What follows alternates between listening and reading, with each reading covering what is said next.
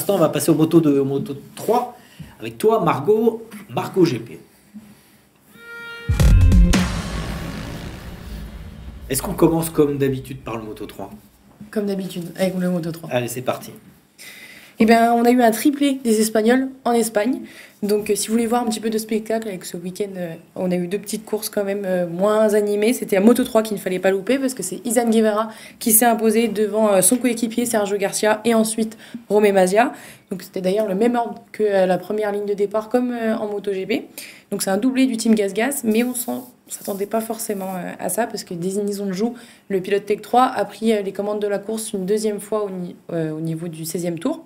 Et lui qui avait travaillé son rythme tout seul tout au long du week-end, il avait loupé le podium de peu la semaine dernière au Portugal. Et là, il était en train de faire une course remarquable.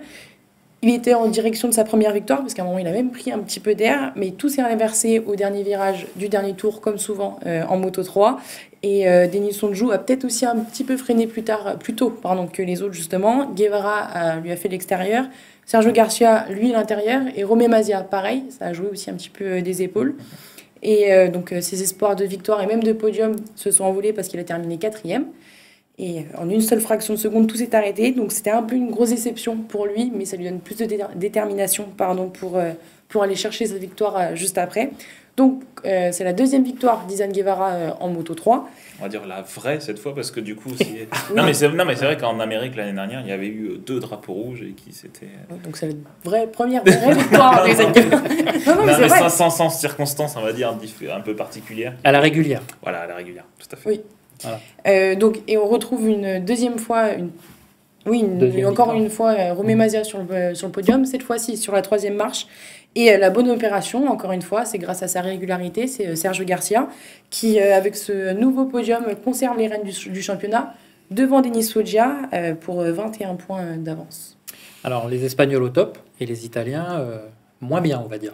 Exactement. Justement, Denis Foggia, qui était l'ancien leader du championnat, n'a marqué aucun point sur le circuit de Jerez depuis ses débuts en bien, mondial. Pourtant, voilà, il partait 4e, mais il a terminé 18e, donc c'était pas encore pour cette fois-ci. Et c'était une info confirmée et récupérée par Thomas. C'est qu'il n'a jamais vraiment aimé ce tracé et il n'avait pas du tout un bon feeling sur la moto. Et justement, pareil aussi, parce que j'ai eu ma petite stat, c'est que la première Honda, donc c'était celle de Daniel Olgado, donc il est arrivé 12e. Non, Scott Hodgen, puisque Daniel Olgado, il roule sur KTM. Pardon. Pas de souci. Excusez-moi. C'est le professeur. Il suit le doc, il suit. Attention. Attention Margot, parce que pour te tester. Attention aux autres.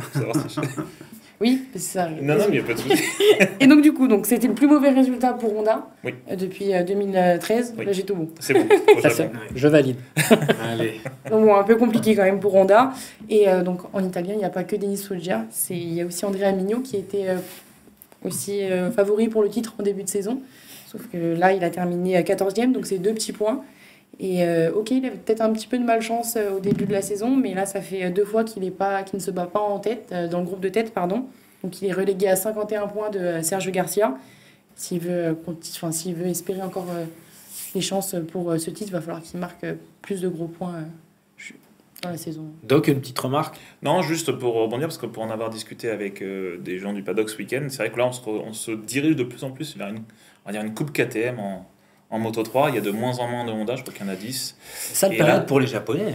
Oui, non, mais c'est surtout... Honda va se retirer. Non, mais... Parce que là, on dit que... pas, mais Suzuki qui se retire, Honda en difficulté. Yamaha, Fabio sauve les meubles, mais c'est pas facile. Mais c'est vrai que là, on voit quand je dis KTM, effectivement, c'est que des KTM, parce que Gazga, c'est une KTM, Husqvarna, c'est une KTM, CF Moto, c'est des KTM. Gazga, c'est ce que j'ai dit. Mais du coup, c'est vrai que là, la première Honda 12e, et c'est dommage, parce qu'il y a encore 2 ans, c'était la moto qu'il fallait. Et puis la semaine dernière, au Portugal, on avait espéré un relance sur Jerez. Malheureusement, pour Laurent Felon, ça n'a pas été le Grand Prix espéré. Lorenzo, pardon. Laurent, c'est son père. Oui, c'est sûr qu'il n'a pas fait un bon Grand Prix. Lui non plus. Lui non plus. On se trompe tous de près, donc c'est pas grave. Voilà. Donc Lorenzo Felon, il s'est luxé l'épaule droite pendant les essais libres 2. Il a chuté très très rapidement dans le virage numéro 11. D'ailleurs, Sergio Garcia a suivi juste après, mais c'était 2 chutes différentes. Donc lui, il pensait continuer, mais malheureusement pour lui, Le Medical Center a été catégorique là-dessus, il ne voulait pas. Donc on espère le revoir au Grand Prix de France dans la même lancée. Ils sont de plus en plus Ouais, c'est ce que stricts. j'allais Ils sont dire, un ouais. peu plus stricts. Ils ont laissé Marquez remonter sur une moto 4 jours après une fracture. Et Lorenzo, de l'humérus, ouais. à l'époque, 2 jours après. Bah, Ouais. Donc là, Lorenzo, parce il que là, avait par fait exemple, le voyage pour la clavicule. Lorenzo. Hein. Ouais. Raúl Fernandez n'a pas été autorisé à rouler avec une petite entorse du poignet, qui le gênait beaucoup, il n'aurait pas pu piloter correctement, mais en d'autres temps, on l'aurait laissé essayer. Quoi. Ouais, mais c'est surtout que c'est deux poids de mesure parce que Aaron Canet, du Oui, coup. Ouais, c'est ce que j'allais dire, hein, mais on va en reparler dans un petit moment. Ouais, juste après. Voilà, on passe à la moto 2 du coup. Exactement. La transition est parfaite. C'est parfait. Merci messieurs. Oui, donc on a un nouveau vainqueur, comme tu l'avais dit, donc c'est Ayugura. Première pole position, première victoire, et d'ailleurs c'est sa première en mondial, en Moto 3, il n'avait pas gagné non plus.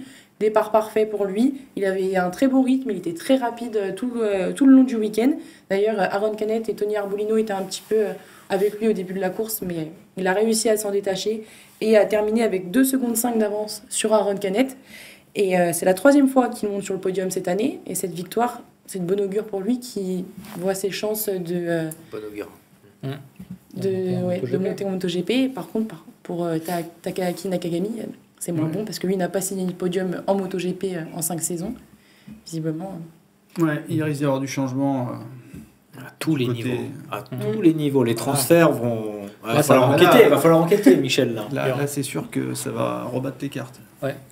On en parlait hier, c'est une victoire japonaise et ça tombait pour l'anniversaire du décès de Wakai. Ouais, Nobuki ouais, Wakai, ouais, qui s'était tué à 1993, dans la voie des stands. Sur une Suzuki. Sur une 250 Suzuki, c'était le retour de Suzuki en 250 à l'époque. On en parlait, Aaron Canet, on va dire le courageux du week-end. Il y en a beaucoup qui ont parlé d'exploits aussi, parce que du coup, pour recontextualiser, lundi dernier, je vous en avais parlé, il s'était fait opérer du radius gauche, il avait aussi le petit doigt qui était cassé, donc il a été déclaré apte pour le départ de la course, au contraire, pas pour le réseau Felon du coup. Et donc c'était pas un week-end très très simple, heureusement pour lui, il est directement allé en Q2, et on le voyait, tout au long du week-end, il retirait pas son gant pendant les séances, parce que ça faisait trop mal. Il dormait peut-être avec. Oui, peut-être. On a vu, il était beaucoup aussi Greffé. dans le Medical Center. Et hier, donc, sur un circuit quand même très très rapide, 2e. Donc gros respect parce qu'il était vraiment très très usé, très fatigué à la fin de la course. Et il a expliqué que c'était l'une des courses les plus compliquées de sa jeune carrière. Maintenant, il faut qu'il aille chercher cette victoire qui lui échappe depuis un moment maintenant. Son nœud papillon. En bois. Il n'était pas en bois hier. Tatouer le Ouais. Ça va être plus simple. Oh. Il n'y a plus beaucoup de place. Il n'y a plus beaucoup de place, ouais, Ouais. ça va être sur le front peut-être, je sais pas. Tatouer un gant. On fait un point sur le championnat, Marlon? Exactement, avec Vietti toujours premier, mais qui sort quand même de 2 week-ends compliqués. Alors certes, la semaine dernière, il a fait un podium, mais s'il n'y avait pas eu ce grand carambolage, pas sûr qu'il monte sur le podium. Là, il marque que 10 points, les points de la 6e place si je ne me trompe pas. Et derrière, Ayugura reprend beaucoup de terrain, puisqu'il n'y a plus que 19 points qui les séparent. Et il est suivi juste derrière de Tony Arbolino, qui, on le voit de plus en plus aux avant-postes et se battre pour les victoires. Et il l'a dit, je vais finir là-dessus, si on fait un podium à Jerez, attention pour le championnat. Donc on risque de le revoir sur certains podiums et pour les victoires. Surtout il a maintenant, on va dire, quasiment le statut de numéro 1 chez VDS parce que Sam Lowe, même s'il est pas loin, c'était quelqu'un qu'on attendait pour se battre pour le titre cette saison. Le train est passé Voilà. depuis longtemps Voilà. pour Sam Lowe. Ouais. Exactement. Ça risque d'être un C'est peu d'ailleurs compliqué. assez surprenant qu'il arrive à perdurer quand même, parce que ça fait un Ah, petit moment. Il est en place chez VDS. Ouais, mais ça fait combien? Ouais, non, mais c'est ce que je veux dire. Ça fait combien de temps qu'il est là, et alors que ses résultats devraient. C'est le mari de la patronne. Voilà, on est bien d'accord.